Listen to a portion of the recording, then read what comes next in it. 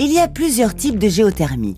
La géothermie basse énergie qui produit de la chaleur et la géothermie dite haute énergie qui produit de l'électricité. Haute comment? C'est que j'ai un peu le vertige moi. Alors la géothermie haute énergie fait appel à des ressources en eau qui ont des températures supérieures à 100 degrés. C'est-à-dire qu'on pourra à ce moment-là non plus utiliser la calorie qui est contenue dans l'eau, mais utiliser la vapeur d'eau pour faire tourner une turbine et produire de l'électricité. Donc là, dans ce cas-là, on produit de l'électricité et non de la chaleur. Ouf, rien à voir avec la hauteur, mais plutôt avec la température de l'eau. En France, il y a seulement 2 centrales de production d'électricité grâce à la géothermie haute énergie. Allons visiter l'une d'elles, la centrale de Bouillante, qui fonctionne depuis plus de 30 ans.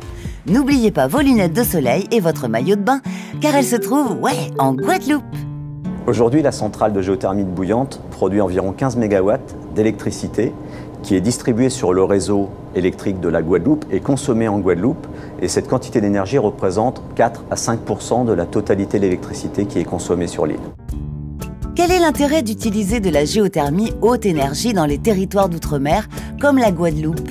La géothermie haute énergie est un mode de production d'énergie qui est extrêmement intéressant d'un point de vue environnemental.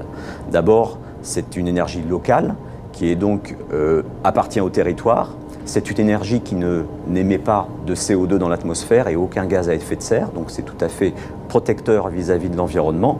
Et donc c'est une énergie en plus dans les zones tropicales, notamment en Guadeloupe par exemple, qui peut fonctionner quelles que soient les conditions climatiques. C'est-à-dire même en période cyclonique, bien évidemment sauf s'il y a un problème sur le réseau de distribution, mais la production d'électricité par géothermie peut se poursuivre même si les conditions climatiques sont extrêmement difficiles.